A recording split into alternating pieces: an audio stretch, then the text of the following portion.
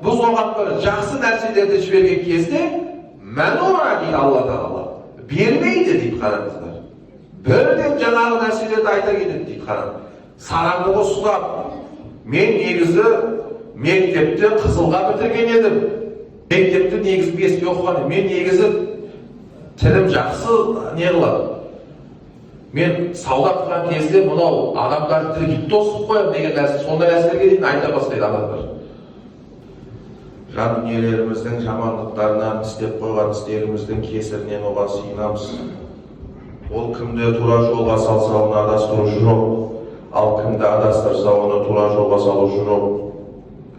Алла Тағаладан басқа тәңір жоқтығына пайғамбарымыз саллаллаху алейхи ва саллям оның құлы әрі иесі екеніне барлығымыз куәлік береміз.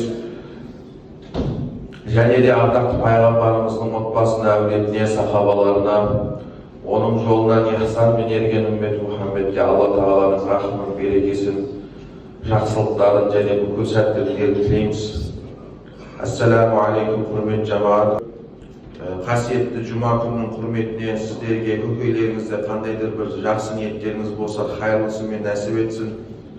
Қандайдыр бір қиыншылықтарыңыз болса, қарыздарыңыз болса, тағы да соған ұқсас Алладан сұрап жүрген жақсы дұғаларыңыз болса, оны тез арада нәсіп етсін. Ассаламу алейкум, құрметті жамағат. Бүгінгі тақырып адамның жалпы құбылмалы түрде жаратылғаны және оның жол ережелеріндегі қағидалар, көшедегі тәртібі, сол жайында айтатын боламыз. Жалпы мен әр жұма бастап отқан кезде хадис құдси болған пайғамбарымыздың хадис құдсиді білесіздер. Мағынасы Алладан, сөзі пайғамбарымыздың аузынан шыққан хадиске хадис құдси деп айтылады. Яғни мағынасы Алладан болған. Ваджабат махаббати ал-мутахаббина фия والمتجالسين فيها والمتناصحين فيها والمتزاورين فيها. Алла жолында бір-біріне насихатшыл болғандар, Алла жолында бір-бірімен бас қосқандар. Бүгін жұма күні барымыз Алла ризалығы үшін бас қосып отырмыз. Және Алла үшін бір-бірін зиярат жасағандар, және Алла үшін бір-бірін жақсы көргендерге махаббатым мәшік болды дейді Алла Тағала. Қараңыздар, кез келген нәрсеге ренжімеңіз. Адамдарды Алла үшін жақсы көріңіз, Алла үшін сүйіңіз. Қараңыздар, ешкім сізге еш нәрсе беруге міндетті емес. Ешкім сіздің қасыңызда келіп ақталуға да міндетті емес. Сіздің қаншалықты абыройыңыз биік болса да, осы нәрсені естен шығармайық. Ешкім сіздің қасыңызға келіп ақталуға міндетті емес. Керек жоқ ондай нәрселер бізге. Мен ешқандай мұсылманды алдыма әкеліп сүмірейтіп, бүйтіп не қылғым келмейді. Қателесті ма сіздің хақыңызда, сіз кешірдім деген нәрседе болыңыз. Өйткені неге? Себебі Алла мен кешіреді ғой ертең, ақыретте. Осы нәрсе ғана жүрекке ләззат береді. Қараңыздар, ешкім сізге бірдеңе беруге, немесе сіздің қасыңызға келіп жаңағыдай кешірім сұрап, ақталып, ондай нәрсе беруге міндетті емес. Осы нәрсені қашан жүрегімізге осындай сенеміз, сол кезде ғана жүрек тыныштық табады. Ал біз адамдарды танымағаннан кейін адамдарға ренжіп қала береміз. Адамды таныған адамға ешқашан ренжімейді. Адамды тани алсаңыз, сіз ешқашан бір адамға ренжіп жүрмейсіз. Ал Алланы таныған Алланы ренжітпейді деген нәрсе бар. Алланы таныған адам, адамды таныған адам, адамды ренжітпейді. Алланы таныған Алланы ренжітпейді. Сондықтан ешкім сізге келіп жаңағыдай ақталып, сізге бірдеңе беруге, мысалы қарыз бермей қойды деп жаңағыдай біреулер ренжіп жүреді. Керек жоқ ондай нәрселер. Қашан осылай сенеміз, сол кезде ғана мынау жүрек тәрбиеленіп, тыныштығын табады. Жалпы мынау Маариф сүресінде де осыны айтады. Alloh taolo qarangizlarchi, odamzodni qalay tushuntiradi. A'udhu billahi minash shaytonir rojim. Bismillahir rohmanir rohim. Innal insana, rasmen de adam balası deydi, xuliqa halu'a deydi. Құбылмалы түрде жаратылған дейді. Қараңыздар. Ауысып тұрады. Мысалы, жаз келді, қысты сағынады бәрі. Жаз ыстық сор болды, ыстық ұнамай жатыр. Ал қыс келсе жазды сағынады. Құбылмалы түрде жаратылған. Алла тағала өзі айтып отыр. Біздің психологиямызда Алла тағала өзі баяндап беріп отыр, қараңыздар. Құбылмалы түрде жаратылған. Ауысып кете береді. Бірден келе тұрмайды. Ида массаху шарру, бірақ Алла тағала оның ішіндегі көп қой, мысалға жазды жақсы көріп тұр, қысты сағынатындар бар, қысты сағынат, жазды не қылады, мысалға әртүрлі құбылмалы нәрселер көп, дұрыс па? Бірақ соның ішінде ең маңыздысын Құранға жазылып қалады. Не ол ең маңыздысы? Ида массаху шарру жазуа дейді. Оған бір басына қиыншылықты жіберсек, бірден сенімсіздікке түсе қалады дейді, қараңыздар. Не жаздым саған? Қай күнәм үшін осылай болып жатыр? Неге бұлай болып жатыр деген нәрселерді айта кетеді дейді, қараңыздар. 5 уақыт намаз оқып жүрген адамның айтып жатқан сөзін қараңыздар. Сонда сіздің оқып жатқан намаздарыңыз не бітіріп жатыр? Ұстап жатқан оразаңыз нені шешіп жатыр? Егер дәл осылай айтатын болсақ. Қараңыздар, Алла тағала қалай айтып отыр. Адам баласы құбылмалы түрде жаратылған. Оған бір басына сынақ ретінде қиыншылықты жіберсек, бірден сабырсыздық танытады дейді. Жаңағындай сөздерді айта бастайды дейді. Мен қандай күнәм үшін? Неге бұлай болып жатыр? Неге саудам болмай жатыр?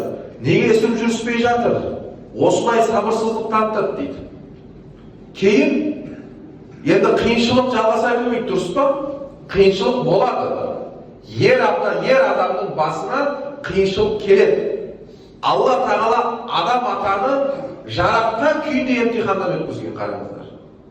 Жәннатта ең салиқалы мекенде адам атамызды сол жәннатта емтихандан өткізген. Бірден ол ер адамның басы қиыншылыққа кіреді ол, бірақ қиыншылық жалғаса бермейді. Сол қиыншылықты Алла тағала Таха сүресінде айтады. Таха дейді.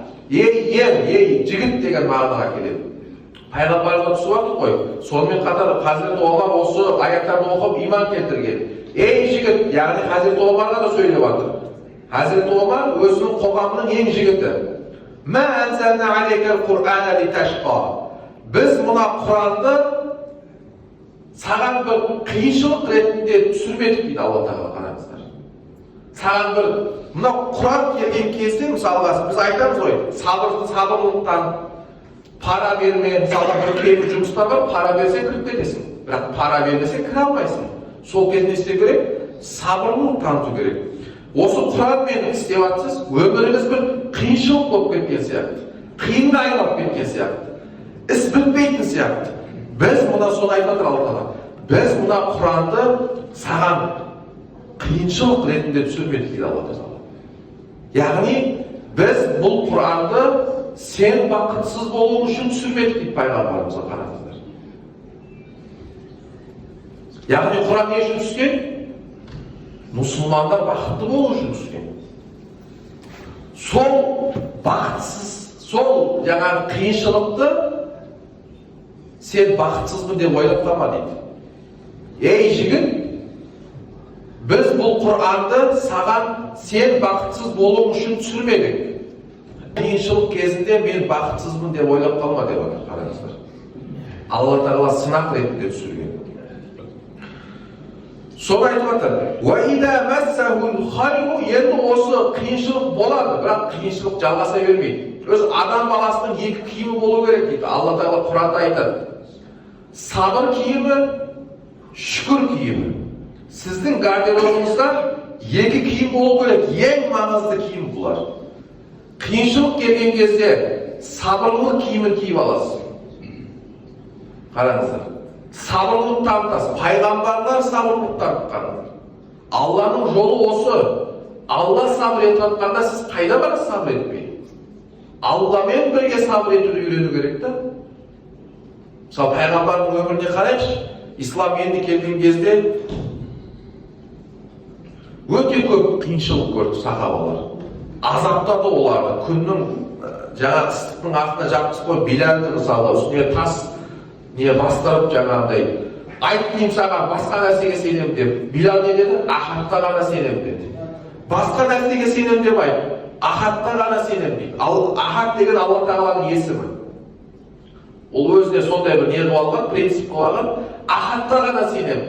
Ана қоңызға иман келтір деп ана өрмелеп жүрген қоңызды айтып жатыр. Енді мазақ қылып жатыр да, ана қоңызға иман келтір деп айтыр. Ахадқа ғана сенемін деді, қараңыздар. Міне осындай қиыншылықтар келді.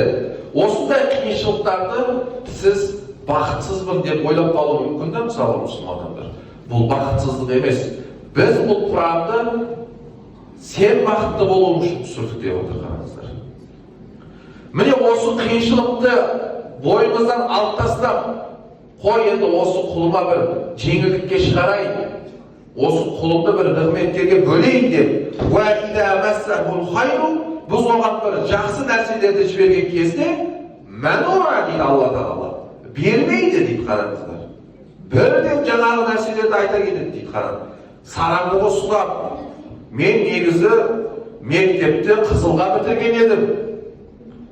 Мектептен кейін жаңа сияздарыма кіріп шықтым. Әртүрлі жерлерге кіріп шықтым. Мұна негізі лайықты едім осындай нәрселерге деген нәрселерді айта бастайды дейді, қараңыздар. Ең ұнамайтын құл Аллаға. Аллаға ең ұнамайтын. Сол кезде қандай киімімізді киюіміз керек? Сабырлы киімімізді шешеміз, шүкір киімін киіп аламыз. Я Раббым, шүкір саған. Сен болмағанда қайтар едім, я Раббым. Мына нығметтер мүмкін маған бір истидрат шығар, мүмкін мені сынақ ретінде жіберіп отқан шығарсын, я Раббым. Осы нығметтерді маған қайырлысымен жібере көрші. Осы нығметтер арқылы мен алданып, шеттен шығуыма жол бермеші, Раббым. Біз намазда не үшін Фатиха сүресін әр намазы қойып қойған? Ияка нағбуду, саған ғана құлшылық қыламыз. Ва ияка настаин, сенен ғана жәрдемтейміз, Раббым, қараңыздар. Ихтина сиратал мустақим деп айтамыз. Әр күні 5 уақыт намазда бізді тура жолға бағыттай көрші. Қандай жол ол? Сиратал лазина ан'амта алейхим. Ол сондай бір жол, сен ол жолды бердің кімдерге? Ғайрил мағдуби алейхим. Ихтина сиратал лазина ан'амта алейхим. Ғайрил мағдуби алейхим валаллалин. Ол жол жаңағы адасқандардың және Алланың қаһарына, ашуына ұшырап кеткендердің жолы емес. Міне осындай жолдан тайдыра көрме, я Раббым, деп осындай шүкіршілікті киюіміз керекпіз. Біздер өзімізден біліп кетеміз де барлық нәрсе. Мектепті негізі беске оқыған, мен негізі тілім жақсы не қылады.